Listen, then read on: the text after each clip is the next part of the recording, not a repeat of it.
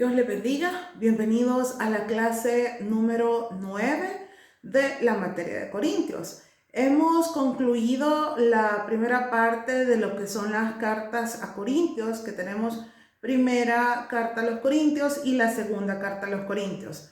Entonces, comenzamos hoy con la segunda carta a los Corintios. Y en su separata les recuerdo que usted nada más tiene comentarios acerca de lo que dice la palabra de Dios. Entonces, mi recomendación es que usted, cuando lea la separata, usted pueda tener a la mano su Biblia y de esa forma vamos a lograr una mejor comprensión acerca de lo que estamos hablando en la materia de Corintios. Acá tenemos una introducción en su separata donde dice: probablemente la segunda epístola a los Corintios haya sido escrita con un año después de la primera. Sus contenidos están íntimamente relacionados con los de la primera epístola. Se comenta particularmente la manera con que fue recibida la carta que Pablo escribiera con anterioridad. Esta fue tal que llenó su corazón de gratitud a Dios, que le capacitó para desempeñar tan plenamente su deber para con ellos. Muchos habían dado señales de arrepentimiento y enmendado su conducta, pero otros seguían a sus falsos maestros, y como el apóstol retrasaba su visita, por no desear tratarlos con severidad, le acusaron de liviandad, es decir, ser un poco serio, y cambió de conducta, además de orgullo, vanagloria y severidad. Hablaban de él con desprecio, porque él no había llegado como él había dicho que lo iba a hacer. En esta epístola hallamos el mismo efecto ardiente por los discípulos de Corinto que en el anterior, el mismo celo por el honor del evangelio y la misma osadía por la reprensión cristiana. Los primeros 6 capítulos de esta carta son principalmente prácticos. El resto se refiere más al estado de la iglesia de Corintio, pero contienen muchas reglas de aplicación general. En esta segunda carta también están estos detalles. Se descubren doctrinas fundamentales. Se revela la gloria de Cristo, exaltado, su obra reconciliadora y su poder transformante. Se manifiesta el deber de servir y de evitar a toda costa el pecado. Y sus enseñanzas producen un convencimiento profundo y la revelación del alma del apóstol, mostrando sus angustias, alegrías, temores y esperanzas. Pablo, ¿verdad?, cuando escribió una segunda carta, fue porque era muy importante, sentía él que habían quedado algunos detalles que no había externado. Además de eso, había dicho que iba a ir y no había llegado todavía. Entonces habían estado hablando un poco mal de él. Vemos en el capítulo 1 que hay un saludo y acción de gracias muy extenso, digamos, mencionando algunas cosas, aunque solo tiene 2 versículos, donde dice: Pablo, apóstol de Jesucristo por la voluntad de Dios, y el hermano Timoteo, a la iglesia de Dios que está en Corinto, con todos los santos que están en toda Acaya. Abarca bastantes cosas, por eso es extensa en el hecho de que abarca y menciona varias cosas. Luego dice: gracia y paz a vosotros, de Dios nuestro Padre y del Señor Jesucristo. Cuando dice a todos los santos en Acaya, está hablando de una provincia romana que actualmente equivale a donde está Grecia. Santos dice que era el nombre común de llamar a los cristianos. Este término no denota perfección moral, y yo creo que nosotros hemos usado siempre ese término para eso, ¿verdad? Para decirle a alguien: no sos tan santo, es decir, no sos tan perfecto, ¿verdad? Aquí lo que hace es, lo que menciona, más bien dicho, es un elevado privilegio, el objetivo y destino de quienes, como consecuencia del llamamiento divino, eran santos, es decir, separados para Dios, ¿verdad? No se hablaba de una santidad de que había que venerar ni nada por eso, por el estilo. Gracia y paz a vosotros es un saludo personal común en las cartas griegas. Pablo convierte la cortesía normal en llamamiento espiritual. Gracia es algo que denota, dice, el favor inmerecido de Dios y en sí misma la fuente y el origen de la paz. Por eso le dice: gracia y paz a vosotros. Y a mí me gusta mucho justo ese saludo porque siento yo de que es algo importante, ¿verdad? Que hay que decirle a las personas cuando nosotros hablamos gracia y paz a sus vidas. Dice acá que se nos exhorta directamente al trono de la gracia para obtener misericordia y hallar gracia para el oportuno socorro en tiempo de necesidad. El Señor es capaz de dar paz a la conciencia turbada y de calmar las pasiones rugientes del alma. Estas bendiciones son dadas por el Padre de su familia redimida. Nuestro Salvador es quien dice: no se turbe vuestro corazón. Y aquí es donde empieza en la Biblia, dice aflicciones de Pablo. Como un título que está aquí, dice: bendito sea el Dios y Padre de nuestro Señor Jesucristo, Padre de misericordias y de toda consolación, el cual nos consuela en todas nuestras tribulaciones, para que podamos también nosotros consolar a los que están en cualquier tribulación por medio de la consolación con que nosotros somos consolados por Dios. Vean que por eso es importante que Pablo, ¿verdad?, quiera mostrarle a la iglesia de Corintio que era Dios quien estaba ayudándoles en medio de cualquier necesidad, de cualquier tribulación, y que estaba consolándoles, ¿verdad? Eso es lo que le estaba diciendo. Dice: toda consolación viene de Dios y nuestras consolaciones más dulces están en Él. Él da paz a las almas, otorgando remisión gratuita de pecados, y las consuela por la influencia vivificante del Espíritu Santo y por las ricas misericordias de su gracia. Definitivamente que cuando nosotros estamos en una tribulación, y créanme que yo lo he experimentado mucho, hay situaciones difíciles que para mí pueden ser una tribulación, para ustedes no. Para ustedes pueden ser grandes tribulaciones lo que están pasando, pero para mí no.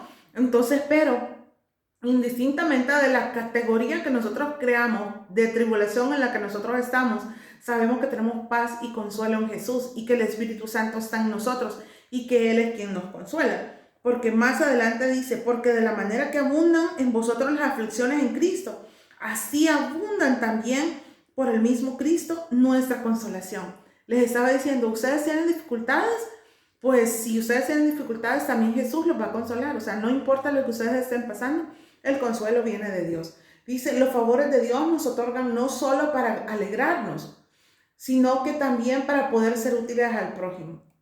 Él envía consuelos suficientes para sostener a los que simplemente confían en Él y le sirven. Si fuéramos llevados tan bajos como para desesperar hasta de vivir, aún entonces podemos confiar en Dios para el tiempo venidero. Y créame que hay situaciones, como le digo, que para nosotros pueden ser no complicadas, no difíciles. Cada quien tiene una manera diferente de vivir su tribulación, ¿verdad? Para alguien no tener que comer es una tribulación en su vida. Para muchas otras personas no, porque siempre tienen el alimento, bendito sea Dios por eso, ¿eh?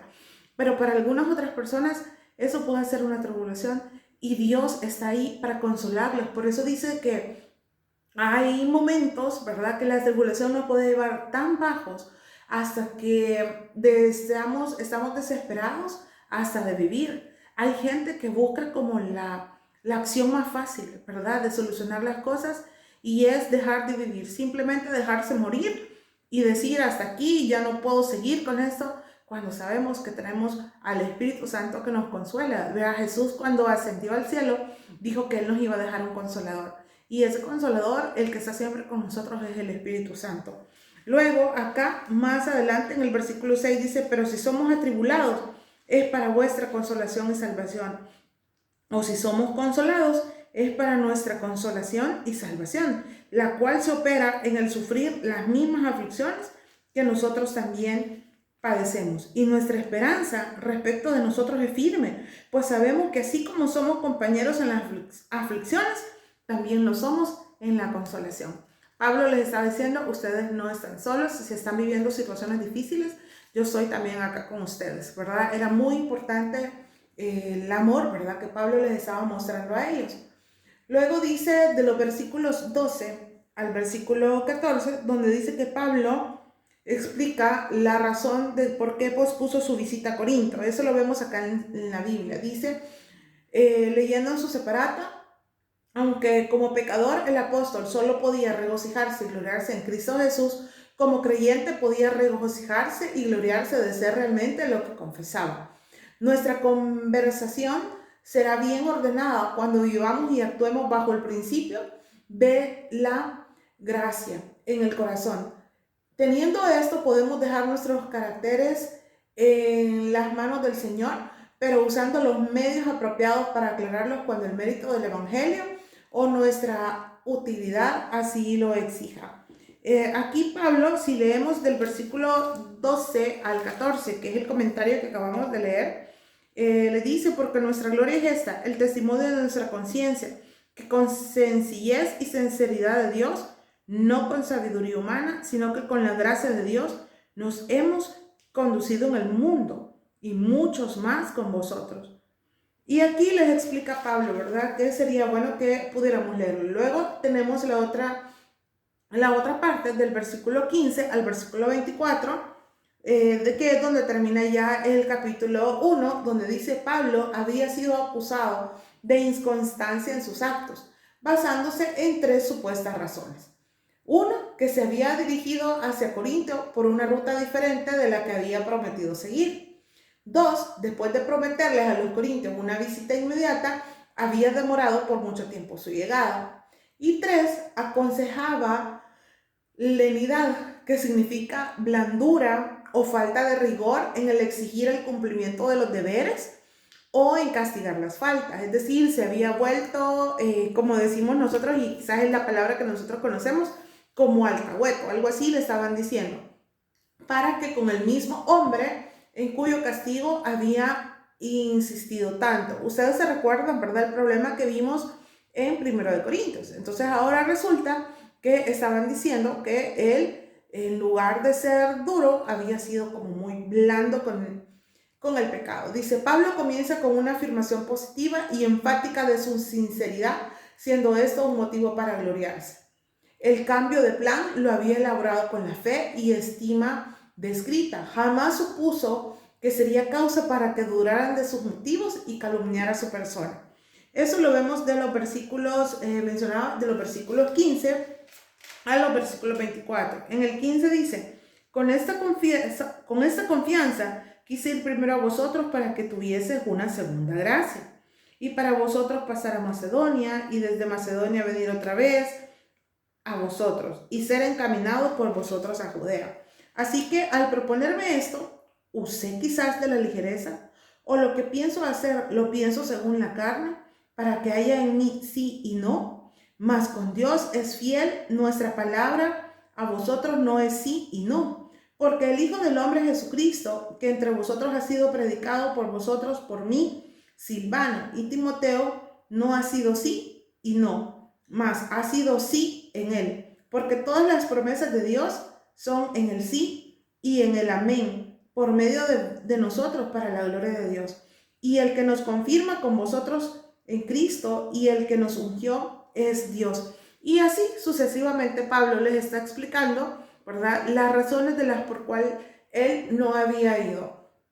Dice que Pablo se defiende contra el caso de liviandad e inconstancia al no ir al Corinto. Los hombres buenos deben tener cuidado de mantener su reputación de sinceridad y constancia. O sea, él estaba explicándoles por qué razón él no había ido. No es porque él fuera alguien irresponsable, ¿verdad? Luego de eso, vemos que el apóstol deseaba ahorrarse la culpa que se temía sería inevitable. Si hubiera ido a Corinto antes de saber qué efecto produjo su carta anterior, significa que él quería estar seguro que ya habían leído y habían entendido y habían puesto en práctica lo que él ya les había enseñado en la primera carta. Ahora nos vamos al capítulo número 2. El capítulo 2 también tiene diferentes títulos, ¿verdad? Aquí en este caso tiene 2. En el capítulo, cuando nosotros lo leemos en la Biblia, ¿verdad? Aquí vamos a ver del versículo 1 al 4, dice: el apóstol deseaba tener una alegre reunión con ellos y les había escrito confiando que ellos hicieran lo que fuera para su beneficio y consuelo, y que por tanto ellos se alegrarían al eliminar toda causa de inquietud para él. Serían causadores de dolor sin quererlo, aunque aún así lo requiera el deber. Si nosotros leemos, dice el versículo 1, esta pues determiné para conmigo no ir otra vez a vosotros con tristeza. Pero si yo os contristo, ¿quién será luego el que me alegre, sino aquel a quien yo contristé? Y eso mismo os escribí, para que cuando llegue no tengan tristeza de parte de aquellos de quienes me deberían gozar, confiando en vosotros todos, que mi gozo es el de todos vosotros, ¿verdad? Él les está explicando, ¿verdad? Que él en realidad no quería ir triste y contristarlos a ellos, sino que quería ir de verdad como debía ser. En los versículos del 5 al 11 dice: cuando el pecador se arrepiente y se aparta del mal camino, la obediencia a la ley permite que tal persona sea restaurada en espíritu de mansedumbre. Los corintios no estaban dispuestos a obedecer a esta ley del amor. Es decir, si alguien pecaba, basado en lo que ya había dicho Pablo, ellos decían, si alguien pecó, que pecó, y hay que todas las de la ley encima, pero se olvidaban de justamente esta ley, la ley del amor. ¿Qué pasa cuando esa persona se arrepentía, cambiaba de conducta y quería seguir? Creo que ese problema se estaba dando bastante en Corintio, que no querían recibir a esa persona porque sí ya había pecado. Y yo creo que muchas veces nosotros en las iglesias nos volvemos de esa forma, ¿verdad? Es decir, mire, ese hermano pecó o esa hermana pecó y pues no podemos involucrarle en nada porque ha pecado. Y yo creo que Dios es un Dios de oportunidades, que nos da la opción, ¿verdad? De que nosotros vengamos, nos arrepintamos, como lo dice Proverbios, vea, confesemos nuestros pecados, ¿verdad? Y nos apartemos de él, y entonces nosotros recibimos el perdón de Dios. Pero al recibir el perdón de Dios, muchas veces no recibimos el perdón de las personas. Entonces, esa es la parte que tenía que estar siendo trabajada en la vida de los de Corinto. Dice: nadie sabe quién fue este pecador. Muchos creen que se refiere al del capítulo 5 de Primera de Corintios, del que había mencionado yo al principio. Vea, solo que el pecador debía ser reintegrado para que Satanás no se apoderara de él. Entre los principales encontramos en esta cita que son: ninguna iglesia debe dejar sin disciplinar al pecador. Esta disciplina no se administra no por una sola decisión, sino por la mayoría. El propósito de la disciplina debe ser la restauración, y cuando hay arrepentimiento debe recibir perdón y ser tratado con afecto. Y quizás si hay alguien, ¿verdad?, al que nosotros conocemos y esa persona se acerca a nosotros y nos confiesa: mire, fíjese que pasó esto. O sea, nuestra acción no es alejarnos de esa persona. Si esa persona quiere y busca restauración, es ayudarle, ¿verdad?, a salir adelante. De eso se trataba lo que Pablo estaba queriendo decirles a ellos, que nosotros podamos apoyar a aquellos que han caído. En serio, que créanme que a veces somos educados de una forma dentro del cristianismo, en el que aquel pecó y ya se alejó de Dios, y si se arrepiente, pues no hay que creerle. Y no debe de ser así, porque Dios a nosotros todos los días derrama de su misericordia sobre nuestras vidas, y nosotros pecamos todos los días. Lo que pasa es que a veces que hay pecados muy visibles, es decir, que se nota que está pecando la persona, y a veces hay pecados que son internos, que son guardados y que nadie conoce. Pero de la misma manera, Dios nos perdona al pecado que se ve y al pecado que no se ve. Dice: el apóstol deseaba que ellos recibieran nuevamente en comunión a la persona que había hecho mal, porque tenían conciencia de su falta y estaban muy afligidos por el castigo. Hasta la tristeza por el pecado no deben impedir otros deberes ni llevar a la desesperación.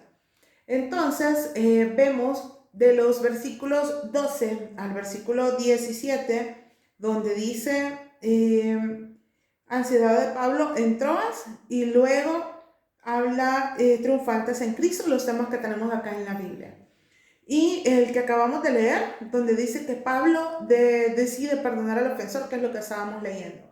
Dice: alaba a Dios en el versículo 14, donde dice: mas a Dios gracias, al cual nos lleva siempre en triunfo en Cristo Jesús, por medio de nosotros manifiesta en todo lugar el olor de su conocimiento.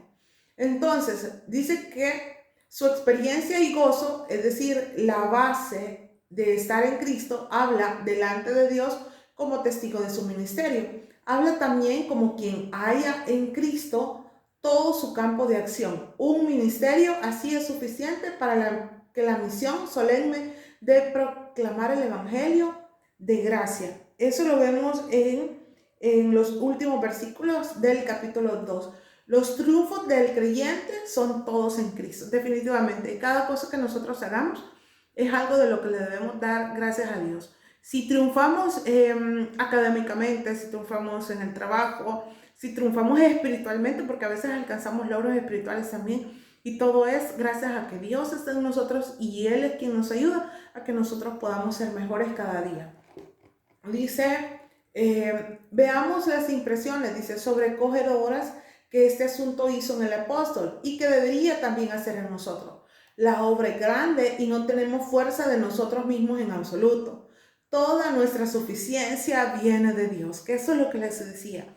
Nosotros, creemos que somos y hacemos, pero olvidamos que el único que nos da toda la fuerza para hacer las cosas es Dios, ¿verdad? Y dice, pero lo que hacemos, a menos que sea hecho con sinceridad como ante Dios, no es de Dios, no viene de Él y no llegará a Él.